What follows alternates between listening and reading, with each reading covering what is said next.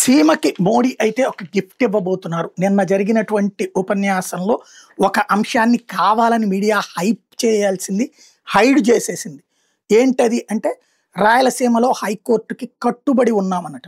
ఒకప్పుడు తీర్మానం, అది భారతీయ జనతా పార్టీ తీర్మానం. ఒక ఓటు 2 రాష్ట్రాలను తీర్మానం చేసిన భారతీయ జనతా పార్టీ దానికే కట్టుబడి ఉంది. ఎన్ని సవాళ్ళు వచ్చినా సరే తెలంగాణ ఏర్పాటులో సహకరించింది, విడిపోవడానికి కారణమైంది. అసలు ఎవరు అడగని రోజుల్లో 98లో కాకినాడలో చేసిన తీర్మానం, ఆంధ్రప్రదేశ్లోని కాకినాడలో చేసిన ఒక ఓటు 2 రాష్ట్రాలు అన్నటువంటి తీర్మానం ఆ తర్వాత ఓడినా గెలిచిన అమలు చేసి చూపించింది అది. అట్లాగే ఇప్పుడు హైకోర్టుకు సంబంధించి నేను మొన్ననే ప్రస్తావించాను. భరత్ అన్న మాటను చూస్తే ఇక్కడ ఏదో జరగబోయేటటువంటిది ఉందన్నట్టు.